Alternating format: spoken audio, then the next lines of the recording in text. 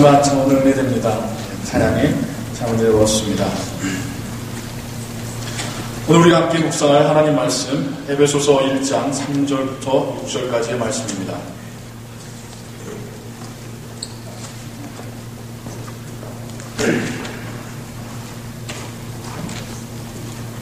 에베소서 1장 3절로 6절까지의 말씀, 제가 가지고 있는 성경으로는 신약 310페이지에 있습니다. 우리가 3절부터 6절까지 한 목소리로 함께 공독하도록 하겠습니다. 찬송하리로다. 하나님 곧 우리 주 예수 그리스도의 아버지께서 그리스도 안에서 하늘에 속한 모든 신령한 복으로 우리에게 복 주시되 곧 창세전에 그리스도 안에서 우리를 택하사 우리로 사랑 안에서 그 앞에 거룩하고 흠이 없게 하시려고 그 기쁘신 뜻대로 우리를 예정하사 예수 그리스도로 말미암아 자기의 아들들이 되게 하셨으니 이는 그의 사랑하시는 자 안에서 우리에게 거저주시는 바 그의 은혜의 영광을 찬미하게 하려는 것이라. 아멘. 요즘 한국으로부터 하루가 멀다 하고 자살에 대한 소식이 연일 들려오고 있습니다. 연예인이 인기가 떨어졌다고 자살하고 아나운서가 자신에 대한 추문이 돌고 있다고 자살하고 있습니다. 운동선수가 잘못을 행한 후에 이것이 발각되어서 자살하고 있습니다. 유명한 사람들이기에 기사화되었다라고 생각한다면 한국 사회 곳곳에 미국이라고 말할 것도 없겠죠. 수많은 사람들이 정말 조용하게 자신의 삶을 자신의 손으로 마치고 있다라고 생각할 수 있겠죠. 한국이 전 세계 나라들 중에 자살률이 2위라고 합니다. 무엇이 그들을 이러한 극단적인 선택으로 몰고 갔을까요? 그 극단의 선택을 했던 그분들의, 그 사람들의 고통을 우리가 다 알 수는 없습니다. 우리가 그들을 비난하기보다는 안타까워해야 할 것입니다. 얼마나 고통스러웠으면 오히려 죽음이 더 편해 보였을까라는 생각을 해보게 됩니다. 그럼에도 불구하고 우리는 그들이 각자의 인생에 대하여 어떤 가치를 두었을까 하는 질문도 또한 해보아야 합니다. 그들의 삶은 어떤 가치가 있었던가, 어떠한 소중함이 있었기에 루머로 인하여 사람들의 무관심 때문에 혹은 사회로부터 받는 질타와 책망 때문에 그의 삶을 포기해야 했었나라는 생각도 해봐야 합니다. 크리스찬으로서 우리의 인생은 하나님께로부터 받은 선물이라고 우리는 믿습니다. 그러기에 우리는 우리의 인생을 소중하게 사용해야 합니다. 나의 삶이, 나의 인생이, 나의 목숨이 단지 나만의 것이 아니기 때문입니다. 오늘 묵상할 하나님의 말씀에서 우리가 우리 삶의 이유를 발견하게 되기를 소원합니다. 오늘 말씀을 통하여 우리 인생의 가치관 또한 그 방향을 발견하게 되시기를 주님의 이름으로 축원합니다. 오늘 우리는 에베소서 1장 3절로 6절까지를 읽었는데요. 3절부터 6절까지 읽으시니까 무슨 말을 하는지 아시겠습니까? 아시겠는지 모르시는 분들이 반응을 좀 해주시면 제가 그 다음 단계로 나아가기가 좀 더 쉬울 줄로 믿습니다. 바울 서신서는요, 말들이 복잡합니다. 바울 자체가 말을 조금 굉장히 이탈리아하게 써서 그런지 그것을 번역하는 한글 성경은 더 어려워집니다. 그리고 우리는 이제 성경이 이렇게 혹은 이렇게 가지 않습니까? 넓은 데 쭉 가는 게 아니라 이 좁은 공간에서 많이 담고자 이게 계속 줄반복하면서 내려갑니다. 그러다 보니까 이거 어디가 마침표야 하고 이제 찾다 보면 이게 놓쳐요. 주어가 뭔지, 목조가 뭔지, 부사가 뭔지, 도대체 뭘 말하려는지, 이 단어는 지금 뭘 수식하고 있는지, 어떤 단어가 연결이 되는지, 이게 참 어려워집니다. 우리가 오늘 읽은 부분도 참 어려운 부분 중에 하나로 들어가는데요. 왜 그러냐면 우리 한글 성경에서의 3절부터 14절까지가 원 센텐스로 합니다. 헬라어 원 성경을 보면 한 문장이 거기까지 끝나는데 이게 이제 한글말로 번역이 되다 보니까 이렇게 길게 해가지고 마치 그 법 해석, 법조문, 꼬리에 꼬리 물고 이어져 가듯이 그렇게 길게 되어 있습니다. 우리가 그 중에 한 부분을 읽었어요. 그러다 보니까 조금은 클리어하지 않을 수도 있습니다. 그런데 이 3절부터 14절까지의 내용을 한번 쭉 논해 보시면 3절부터 6절까지는 성부 하나님에 대한 이야기가 초점이 맞춰져 있습니다. 하나님이 어떤 분이신지, 하나님이 어떻게 우리를 택하셨는지 그 이야기가 나와 있고요. 그 다음 7절부터 10절까지는 성자 하나님, 예수님께서 우리를 어떻게 구원하셨는지, 왜 구원이 중요한지에 대해 나오고 있고요. 11절부터 14절까지는 성령 하나님, 그분이 우리의 구원을 어떻게 확실하게 하시는지에 대한 이야기가 나와 있습니다. 즉 성부, 성자, 성령, 삼위 하나님에 대하여서 바울은 한 문장 안에 다 담고 있는 것이죠. 그 중에서 오늘은 우리는 성부 하나님에 대한 말씀을 집중적으로 함께 생각해 보도록 하겠습니다. 먼저 바울은 에베소의 성도들에게 말하기를 우리가 하늘에 속한 모든 신령한 복으로 복을 받게 되었다라고 말씀하고 있습니다. 신령한 복, 그것도 하늘에 속한 복을 우리가 받았다라고 이야기하고 있습니다. 도대체 이 복은 무슨 복일까? 라고 생각해 본다면 우리는 아닌 것을 한번 생각해 보면 이게 무엇인지를 알 수 있을 때가 있어요. 하늘에 속한 복이라고 한다면 반대말은 이 땅에 속한 복이겠죠. 이 땅에 속한 복은 어떤 복일까요? 하나님을 모르는 사람도 복이라고 여길 수 있는 것이 이 땅에 속한 복이겠죠. 사회적으로 높은 지위에 올라가는 것, 많은 재산을 모으는 것, 특별히 미국에서는 좋은 집, 좋은 차를 갖는 것 등이겠죠. 성경에서는 하나님께서 우리에게 주신다고 약속하신 복들은 이 세상에 속한 복이 아니라 하늘나라에 속한 복이라고 이야기하고 있습니다. 이 세상에서 크리스찬이나 넌 크리스찬이나 기대하는 축복과는 다르다라고 이야기하고 있는 것이죠. 그렇다고 해서 여러분 오해하시면 안 될 것이 하나님은 이런 복은 안 주시는구나, 주실 수 없는 분이구나 라는 것은 아닙니다. 하나님께서 주시고자 원하시는 그 복이 이 땅에서의 복과는 비교할 수 없을 정도로 더 좋은 것이기에 하늘나라에 속한 복을 이야기하고 있는 것입니다. 그럼 도대체 이 복은 무엇인가? 성경으로 들어가서 보자면요, 4절부터 5절에 힌트가 나와 있습니다. 좀 더 구체적으로 말이 나오고 있습니다. 우리 함께 읽어볼까요? 곧 창세전에 그리스도 안에서 우리를 택하사 우리로 사랑 안에서 그 앞에 거룩하고 흠이 없게 하시려고 그 기쁘신 뜻대로 우리를 예정하사 예수 그리스도로 말미암아 자기의 아들들이 되게 하셨으니. 아멘. 하나님께서 성경 가운데 담아놓으신 말씀하시는 신령한 복 세 가지가 나옵니다. 첫 번째는 창세전에, before the creation, 이 세상을 만드시기 전에 우리를 택하셨다라는 것이 첫 번째 복으로 언급하고 있고요. 두 번째 복은 우리를 거룩하고 흠이 없게 만드시는 것이 두 번째 복이라고 말씀하시고, 세 번째는 우리가 하나님의 자녀가 되었다는 것입니다.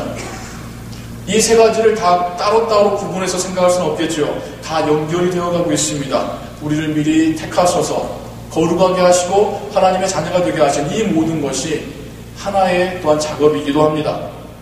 그래서 이것이 각각 우리가 어떤 의미가 있는지 한번 우리가 함께 생각해 보겠습니다. 먼저 우리를 미리 택하셨다는 의미 보겠습니다. 중요한 두 개의 단어가 나옵니다. 창세전에 택하사, 그리고 예정하사. 같은 의미입니다. 같은 단어인데요. 하나님께서 이 세상을 창조하시기 전에도 우리를 아셨고 알 뿐만 아니라 우리를 이미 선택하셨다라고 이야기하고 있습니다. 예정이라는 말인데요. 여러분 한 번쯤은 다 들으셨을 것입니다. 영어로는 predestination.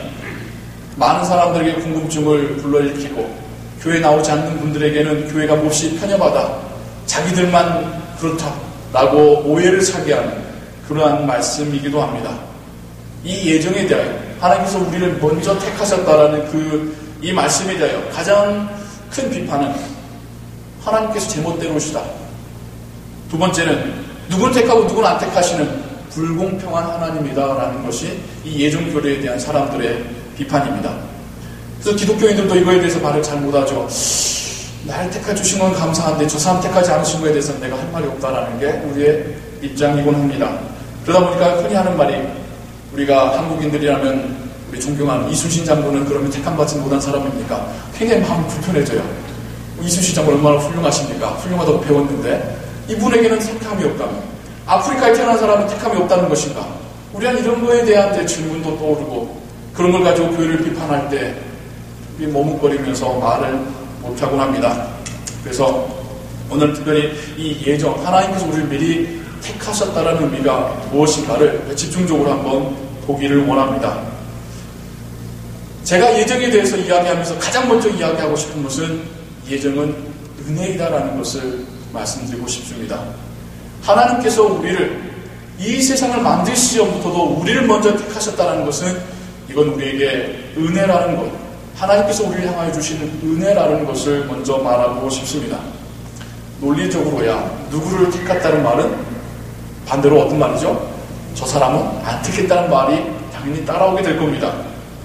그런데 우리가 한 가지 알아야 될 게 있어요. 성경 가운데서 하나님께서 우리를 창세전에 미리 택하셨다, 태중에서 미리 하셨다, 우리의 형질이 이르기 전에 이미 우리를 아셨다라고 말씀하실 때에 그 모든 메시지들의 상황은 택함받은 우리에게, 구원받은 우리에게 이것이 얼마나 놀라운 일이고 얼마나 하나님께서 미리부터 계획해 놓으셨던 일인가를 말씀해주는, 우리의 감격과 기쁨이 더 크게 하시려는 말씀으로 사용되었지, 어느 한 구절에도 하나님께서 택하지 아니하시기로 미리 작정하셨다, 구원하지 않기로 미리 작정하셨다라고 말하는 말씀은 없다라는 것입니다. 하나님께서 말씀하지 아니하신 부분을 우리가 그것을 가지고 오해하고 있었더라는 것이죠. 하나님은 성경에 기록되게 할 때에 우리를 미리 택하셨다는 그 의미는, 택함받은 우리가 이 구원이 그냥 정말 제멋대로 어느 날 갑자기 우연히 생긴 구원이 아니라, 하나님께서 우리가 보고 있는 이 세상 만물을 만드시기 전부터도 우리를 알고 계셨고 택하고 계셨다라는 그런 은혜의 메시지로서 우리에게 주셨다라는 것입니다. 우리는 예정을 여기까지 말해야지 예정에 대해서 올바로 이해하는 것입니다. 누구를 택했고 누구를 택하지 않았고를 이야기하는 것은 이미 예정의 의미가 깨어져 버린 것입니다. 다른 의미가 변질되게끔 삽입이 된 것뿐인 거죠. 예정은 하나님께서 우리에게 주신 그 구원의 의미를 더욱 분명하게 하는 것이 예정의 은혜라는 것입니다. 이 예정에 대하여서 제가 또한 에베소서에 관련된 여러 가지 책들을 찾아 읽게 되었는데요. 그 중에 제임스 몽베리 보이스라는 목사님께서 너무나도 잘 정리해 주신 그런 이야기들을 또한 보게 되었습니다. 첫째로, 우리가 예정을 믿게 되면 우리에게 교만함이 없어진다는 것입니다. 무슨 말이냐면, 내가 잘나서 구원을 받은 것이 아니라는 겁니다. 내가 열심히 교회를 다녔기 때문에 구원을 받은 것이 아니라는 것입니다. 나에게 선한 모습이, 인격적으로 뭔가 뛰어난 모습이 있어서 내가 지금 이렇게 하나님의 교회에 들어와 앉아있는 것이 아니라는 것입니다. 우리를 택하신 하나님의 은혜가 먼저 있었기에 우리가 주님을 영접할 수 있었더라고 이야기하는 것이죠. 그렇기 때문에 우리는 예정을 믿을수록, 하나님이 나를 먼저 택하셨구나를 믿을수록 우리는 하나님 앞에서 겸손해질 수밖에 없습니다. 우리와 아직 주님을 영접하지 못한 사람들과의 사이의 차이점은 별로 없지 않습니까? 그들이나 우리나요. 때로는 우리가 그들보다 더 어글리한 모습들이 더 많지 않습니까? 그러나 하나님은 우리를 택하셨기 때문에 내가 지금 이렇게 하나님을 믿고 있다라는 그런 은혜가 우리에게 있을 줄로 믿습니다. 다르게 의미에서 생각해도 마찬가지입니다. 우리가 열심히 전도를 하는 경우가 있어요. 찾아가서 위로하고 좋은 말 해주고, 오늘날 교회 나오게 하려면 쉽게 그냥 말로 안 나오지 않습니까? 뭐 부탁하는 거 있으면 뭐 다 들어주고, 정말 간쓰게 내주듯이 해가지고 겨우 교회 나와서 청력책도 사주고 했더니 조금씩 교회 나와서 신자가 되어가요. 너무 보고 있으면 마음이 뿌듯하고 행복해하고 기쁘고, 하나님, 저 사람이 주 앞에 나왔습니다. 예정교리를 믿는 우리한테는 그가 하나님을 영접한 것도 나의 노력이 아니라 하나님께서 그를 미리 택하셨다라는 겸손함이 우리에게 찾아오게 되는 것입니다. 우리가 주님을 알게 된 것도 여러분 옆에 있는 그분들이 주님을 알게 된 것도 하나님께서 우리 눈에 보이는 이 세상을 만드시기 전부터 택하셨다라는 놀라운 은혜가 있었기 때문이라는 것입니다. 두 번째로 이 예정의 교리는 우리의 구원을 더욱 확실하게 해줍니다. 우리의 능력으로, 우리의 선함으로 우리가 구원을 받았다고 한다면, 우리가 착한 일 할 때 있어요. 선할 때 있어요. 선한 성품이 나올 때 있습니다. 그때 내 구원을 확신했다면, 반대로 우리가 악해졌을 때, 정말 우리가 못난 행동하고 있을 때, 우리 안에서 악한 죄된 생각들이 나올 때, 그럼 우리의 구원은 어떻게 되는 겁니까? 우리의 행위로, 우리의 모습으로 구원을 받았다고 믿는다면, 우리가 또한 못난 행동할 때는 우리의 구원조차도 흔들리지 않겠습니까?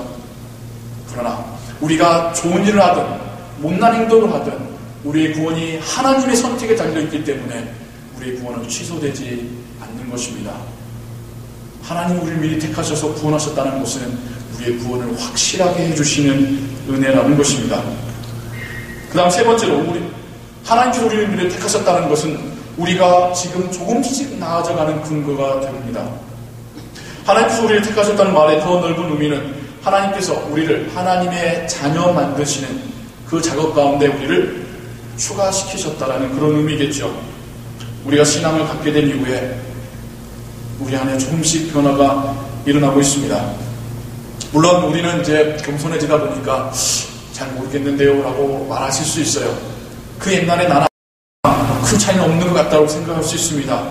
그러나 우리 주변 사람들이, 여러분의 주변 사람들이 여러분을 볼 때에 5년 전, 10년 전과는 달라져 있는 모습을 인정해 줍니다. 오랜만에 만난 사람들은 여러분들이 그때와는 다르다는 것을 인정해 줍니다. 우리 안에 변화가 일어나고 있다는 증거이죠. 이 변화가 일어나는 것도 그 근거가 내게 있는 것이 아니라 하나님께 있다는 것이 예정의 의미입니다. 내가 인격적으로 내가 스스로 잘나게끔 더욱 나아지게끔 훈련한다는 것이 아니라 하나님께서 미리 택하신 나를 하나님의 자녀 되어가는 그 과정 가운데 데려가시기 때문에 우리에게 변화가 일어난다는 것이죠. 그래서 우리는 또한 반대로 내가 주님 영접한 내가 주님 닮아 갈 거라는 믿음을 가질 수 있는 것입니다. 하나님께서 나를 택하셨고 붙잡아 가시기 때문입니다. 그 다음으로 예정 교리를 듣는 우리에게서의 정상적인 반응은 이제는 저들에게도 복음을 전하자는 겁니다. 나도 복음을 전해주는 사람이 있었기 때문에 주님을 알게 되었고 믿게 되었고 믿게 된 지금 그 모든 과정이 하나님께서 그 예전부터 계획하셨다는 것을 깨닫게 되었지 않습니까? 이제는 우리가 쓰임받을 차례입니다. 하나님께서 택하시고 미리 택하시고 계획해 놓으신 그 사람에게 우리가 복음을 전할 차례입니다.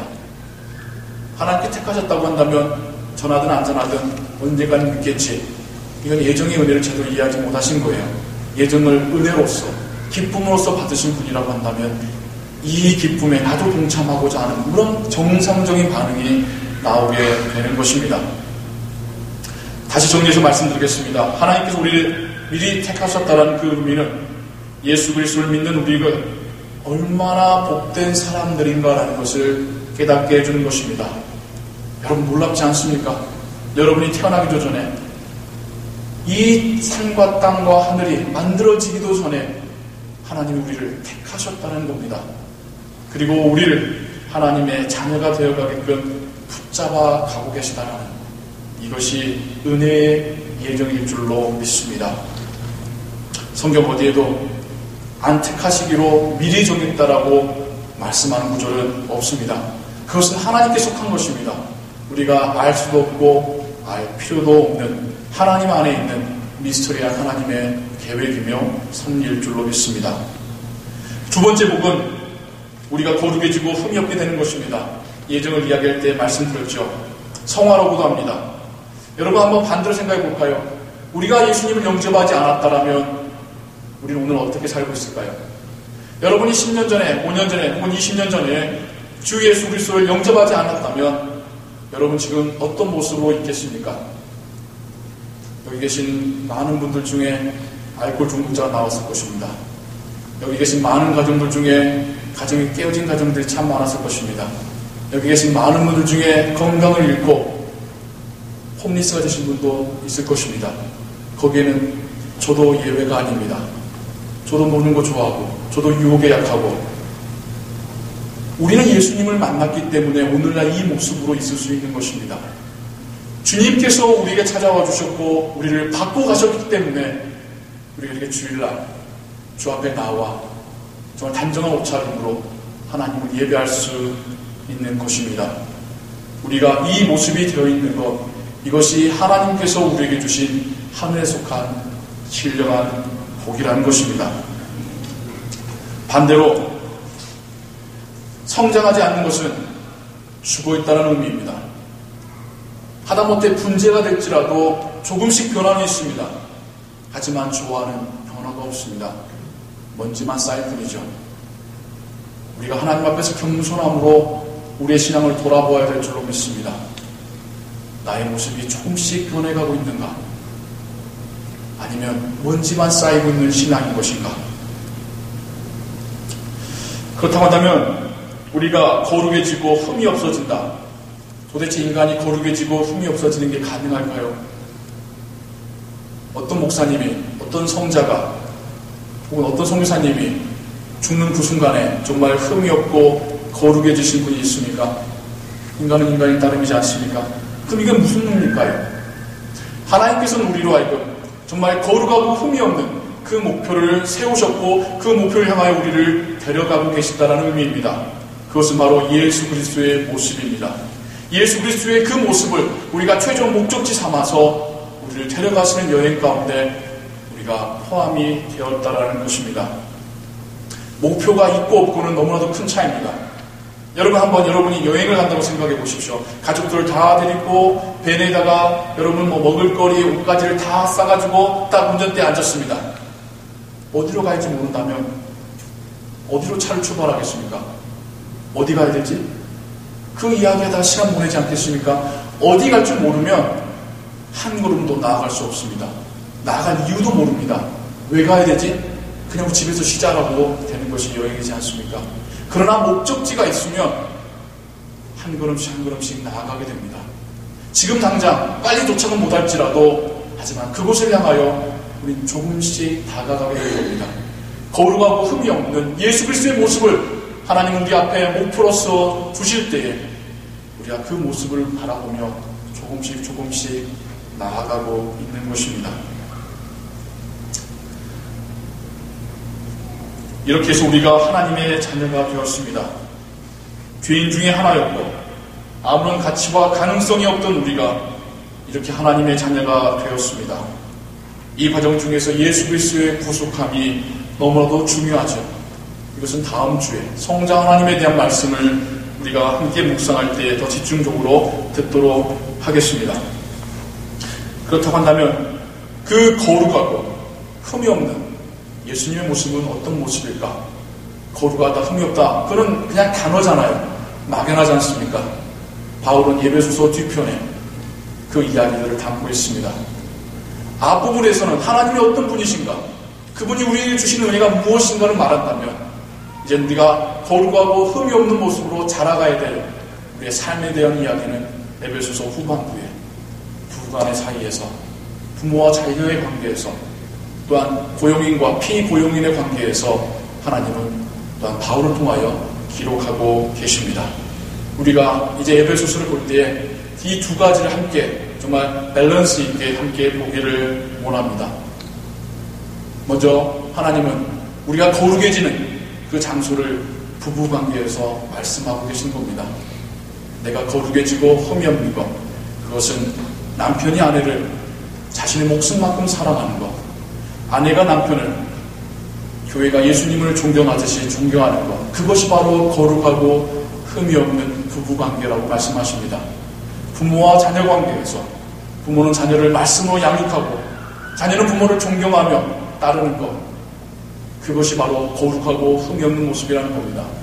고용인과 피고용인의 관계에서 고용인도 피고용인을 하나님께서 함께 일하게 하신 동역자로 생각하고 피고용인도 주의 나라를 위하여 일하듯이 성실하게 섬기는 것, 이것이 거룩하고 흠이 없는 인간관계라고 바울은 우리에게 말씀해주고 있습니다.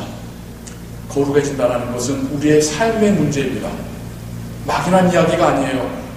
갑자기 사람이 홀리져가지고 막 눈 감고만 있어도 모든 것을 다 하는 것을 말하는 것이 아닙니다. 우리의 삶이 변화되는 것, 우리의 삶에서 흠이 없어지는 것, 우리의 삶에서 온전해지는 것, 이것이 하나님께서 우리에게 주시는 거룩함과 흠이 없는 하늘의 복일 줄로 믿습니다. 미리 택하심을 깨달은 우리가 이러한 신령한 복을 다 누리시기를 예수 그리스도의 이름으로 축원합니다. 그러면 이제 마지막으로 오게 됩니다. 그렇게 해서 하나님께서 우리를 자녀 삼으셨습니다. 그 이유가 뭘까요? 그 목적이 뭘까요? 하나님께서 하늘나라의 호적에 우리를 입양시키신 이유가 뭘까요? 그냥 심심해서요? 그건 아니죠. 하나님의 이유가 있습니다. 삼위 하나님에 대하여 바울이 다 이야기할 때마다 끝마다 들어가는 이야기가 하나님의 영광을 찬미하게 하려고, 찬양하게 하려고라고 바울은 이야기합니다. 즉 우리가 미리 택함받고 거룩해지고 하나님의 자녀가 되는 이유가 하나님을 찬양하기 위해서라는 겁니다. 그럼 여기서 또 한 번 우리가 질문을 가질 수 있어요. 아니 그러면 우리는 광대란 말입니까? 하나님의 기쁨조입니까? 하나님을 기쁘시게 막 이렇게 해야 되는 우리 인생은 가치는 그밖에 안 되는 것입니까? 그렇게 생각하실 수 있습니다. 그런데 이것은 신과 인간의 관계를 오해하신 까닭입니다.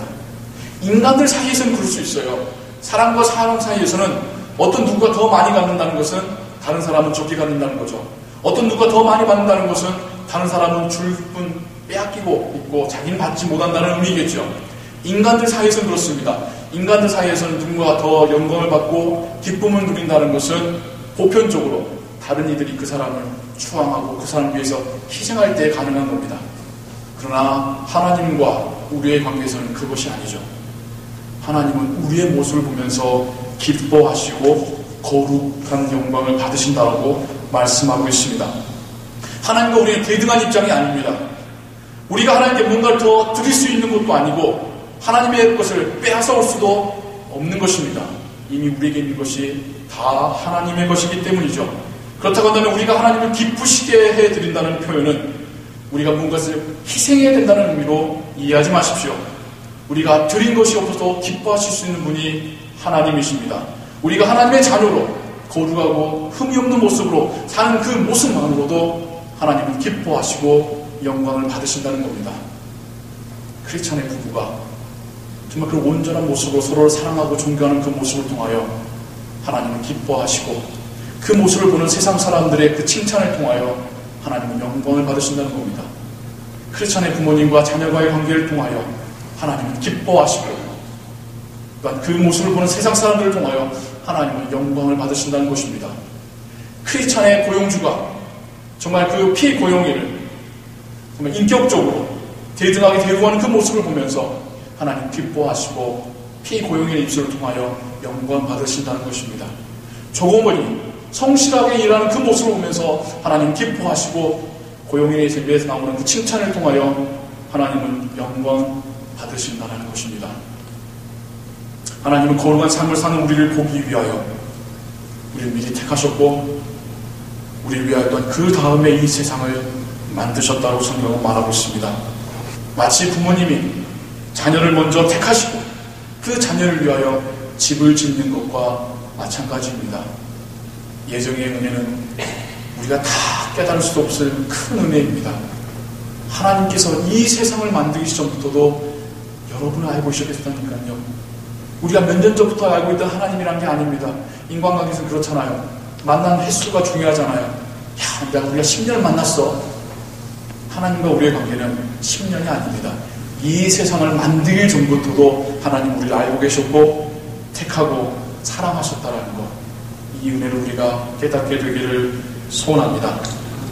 우리 인생은 이렇듯 값어치 있는 인생입니다. 쉽게 끝낼 수 있는 인생이 아닙니다. 막 살아도 되는 인생이 아닙니다. 하나님께서 이 세상보다도 더 귀하게 여기시는 우리의 인생은 그냥 내 멋대로 나 좋을 대로 살아도 되는 인생이 아니라는 것입니다. 우리 각자의 인생을 통하여 하나님께서 정말 꿈꾸시는 바가 있을 줄로 믿습니다. 우리가 하나님과 함께 그 은혜에 반응하여서 순종하여서 우리의 인생을 살아가기를 소원합니다. 제가 하나 간증을 여러분에게 또한 전해드리고자 합니다. 본인이 와서 하실 수 있으면 더 좋았겠지만 본인을 모실 수는 없어서 제가 여기저기서 들은 이야기들을 좀 정리를 해봤어요. 한국의 실로암 안과병원이라는 곳이 있습니다. 강서구에 있는 걸로 알고 있는데요. 이곳 병원장님이 김선태 목사님입니다. 네, 목사님이 병원장이에요. 병원장님이세요. 그러니까 목사님이 의사가 아니라 목사님이 그 병원을 유지해가는 그런 분이신데, 무슨 분이냐면 이분은 앞을 보지 못하는 시각장애인입니다. 근데 이분이 아시아의 노벨 평화상이라고 불리는 막 사이사이상을 받았다고 합니다. 예, 이름이 좀 어렵죠? 막 사이사이로 가시는 막 사이사이상을 받으셨는데, 이게 아시아권에서는 노벨 평화상이라고 한답니다. 그래서 이제 이분이 어떻게 해서 그렇게 받았는지 보니까 약 30여 년간 이분이 32,000명의 시각장애인들에게 눈을 열 수 있는 시력을 회복하는 수술을 시행했고요. 40만 명의 장애인과 가난한 자들에게 무료 시술과 진료를 해줬다고 합니다. 그러니까 이분이 하는 일은 펀드레이징이에요. 사람들에게 찾아가서, 교회 찾아가서 이런 의미 있는 일을 알리고 그것을 후원해 주시면 그것으로 이 병원을 운영해 가면서 장애인들과 또한 빈곤계층의 사람들에게 무료 진료해 주는 것이 이분이 해오고 있는 그 일인데요. 이분이 이르게 되기까지 이야기 자신의 간증이 있습니다. 한국전쟁 당시에, 6.25 당시에 폭격으로 가족을 모두 잃었다고 합니다. 어린 나이에 전쟁 고아가 되었고요. 그래서 그런 고아들의 또래들과 함께 몰려다니면서 밭에서 서리를 해먹으면서 연명하고 있던 그때 8명의 또래 아이들과 함께 남의 밭에서 이렇게 먹을 것을 찾아 먹다가 수류탄이 터지면서 나머지는 다 죽고 자기 본인은 실명을 하게 되었답니다. 고아에다가 실명까지 했으니 그것도 전쟁통이지 않습니까? 얼마나 비참하겠습니까? 이 아이의 가치는 없는 겁니다. 건장하다고 본다면, 눈이라도 볼 수 있다고 하면 일이라도 시키죠. 아무짝에도 쓸모없는 아이가 되었습니다. 부모님도 없고요. 그래서 저 멀리 양주 쪽에 있는 고모댁에 가게 되었습니다. 앞에 안 보이는데 더듬어 가면서 사람들에게 도움 받아가면서 겨우 도착했겠죠. 그런데 유일한 친척인 고모도 그를 학대하였습니다. 가시가 돋친 회초리로 때린다든가, 집안에 안 좋은 일이 있으면 다 이 아이의 탓으로 돌린다든가. 어느 날 남편과 함께 이야기를 하는데, 우리가 저 아이를 계속 데려갈 수 없으니까 내일 아침에 평소보다 밥을 2배로 주고 그 안에다가 양잿물을 넣어서 주자라는 거예요. 독극물이죠. 그 이야기를 대화하는 것을 저녁에 듣게 된 거예요. 살려면 도망치자 해서 그 집을 나왔습니다. 그리고는 이제 완전한 거지 생활을 하게 됩니다. 사람들에게 무시당하고 학대받는 것은 당연한 일이었습니다. 추운 겨울에 다리가 동상이 걸리고요. 앞을 못 보니 상한 음식을 먹고 식중독이 걸리고요. 온나무 아시죠, 여러분? 심한 피부에 알러지를 만드는 그 온나무가 가득한 창고에 눈이 안 보이니까 들어갔다가 잠을 청하다가 온몸에 죽을 뻔하기도 했답니다. 그 중에 하나님께서는 크리스찬 할머니를 만나게 하시고, 이 할머니가 이 어린 고아를 데려다가 간호해주고 먹여주고 그러면서 했던 말이, 나는 돈이 없지만 일평생 너를 위해 기도하겠다. 대신 너는 커서 하나님의 말씀을 전하는 사람이 되어다오라고 부탁하셨답니다. 이 할머니의 사랑과 격려의 한마디가 앞을 보지 못하는 전쟁 고아의 인생을 바꿔놓게 됩니다. 고아원에 있으면서도 정말로 열심히 공부했다고 하시는데요. 잠자는 시간, 밥 먹는 시간을 아껴가면서 공부를 했고요. 근데 당시에는 국가고시를 시각장애인들은 볼 수가 없었답니다. 법이 그랬대요. 시각장애인이 시험을 볼 수 있는 설비도 안 되어 있었겠죠. 그래서 오늘날 이제 문교부, 그 당시에 문교부를 계속 찾아가서 이제 사정을 하는 겁니다. 저는 시험을 봐야 돼요. 저는 대학 가야 돼요. 계속해서 거절하고 33번까지 찾아갔다고 합니다. 그러니까 그 관공서에 이분을 모르는 사람이 없을 정도로, 마지막에는 이렇게 시각장애인이 국가고시를 볼 수 없는 나라는 이건 장래 희망이 없다. 너 죽고 나 죽자 해서 칼을 품고 문교부 장관을 만나러 갔답니다. 난동을 부린 거죠. 그 모습을 신문 기자들이 본 거예요. 신문에다가 이 사실 썼고, 이것이 한국 사회의 이슈화가 될 때에 드디어 국가고시의 법이 바뀌어서 시각장애인도 시험을 볼 수 있게끔 바뀌게 됐답니다. 그래서 하나님의 은혜로 제가 중간을 빼고요. 미국에서 와서 맥코믹 신학교에서 공부까지 하고 돌아와서 교회도 개척했지만 이제 이분이 안과병원을 또 개원하시게 됐습니다.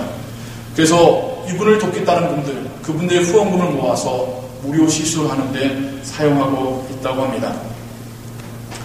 이분의 인생 스토리에 우리가 다 할 수는 없지만 만약 이 일이 나에게 일어났다면 우리는 어떻게 이야기할까요? 왜 하필 나에게 이런 일이 일어났을까라고 질문할 수도 있겠죠. 근데 이분은 간증을 통하여 그때 마침이라는 단어를 사용하신 겁니다. 그때 마침 하나님께서 나를 이 사람을 만나게 하시고, 그때 마침 나에게 이 일을 허락하시어, 그때 마침 하나님께서 나에게 응답하시어 내가 이렇게 됐습니다라고 그분은 고백하고 있는 것입니다. 자신의 인생을 바라보는 시각이 철저히 하나님께서 자기를 바라보는 시각으로 이야기하고 간증하고 있는 것이죠. 하나님께서 주인 되신 인생 위에 좌절하거나 낙심하지 않고 포기하지 않고 희망을 갖고 목표를 가질 수 있었습니다. 목표가 있었기에 그 어려운 시절에 박사학위를 받으실 수 있었고 또한 병원까지 개원하시어 이렇게 사회에 중요한 봉사의 활동을 하실 수 있었습니다. 이분에게는 하나님께서 미리 택하셨다는 이 성경의 말씀이 그 누구보다도 분명하고 은혜롭게 받아졌을 것입니다. 미리 택하신 하나님께서 고난과 역경 가운데서도 자신을 인도하셨음을 이분은 분명하게 믿으실 것입니다. 이분뿐만이 아니죠. 우리의 삶은 어떠합니까? 비록 이분만큼 우리가 힘들진 않았지만 우리의 인생에서도 하나님께서 개입하지 않으셨다면, 하나님께서 그때 그 사람을 만나게 하지 않으셨다면, 하나님께서 그때 나를 그렇게 인도하지 않으셨다면 우리도 간증거리는 있습니다. 하나님께서 우리를 인도하셨다라는 것, 그것이 우리를 미리 택하셨다라는 증거일 줄로 믿습니다. 하나님께서 미리 택하셨고 오늘날까지 인도해 오셨음을 여러분 믿으시기 바랍니다. 이렇게 미리 택함받고 자녀로 살아온 우리는 어떻게 살아야 할까요? 성경은 거룩한 삶에 대하여 이야기하고 있습니다. 하나님께 감사하시며 내 삶의 이유와 목적과 방향에 대하여 진지하게 기도해 보시기 바랍니다. 하나님의 은혜에 반응하시며 순종하시며 사시는 여러분 되시기를 예수 그리스도의 이름으로 축원합니다. 기도하겠습니다. 사랑과 은혜 하나님 아버지, 오늘 우리는 놀라운 이야기를 듣게 됩니다. 하나님께서 이 광대하고 정말 심오하고 아름다운 세상을 만드시기 전에 우리를 미리 택하셨다라고 말씀하셨습니다. 우리를 미리 아실 뿐만 아니라 하나님의 자녀로 택하셨다라고 말씀하십니다. 하나님 감사합니다. 그 은혜가 오늘날 우리를 여기까지 인도하셨습니다. 그 은혜가 우리의 구원을 확실하게 해주십니다. 그 은혜가 우리로 하여금 더욱 하나님 앞에서 낮아지며 주의 복음 전하는 자 되게 하십니다. 그 은혜가 우리로 하여금 거룩하고 흠이 없는 모습으로 자라가게 하십니다. 아버지여, 우리의 삶에서 정말 하나님의 은혜에 반응하며 순종하며 살게 하여 주시옵소서. 내 인생의 가치가 이 세상보다도 귀하다는 사실을 우리가 깨닫게 하여 주시옵소서. 예수 그리스도의 이름으로 기도하옵나이다. 아멘. 찬송가 98장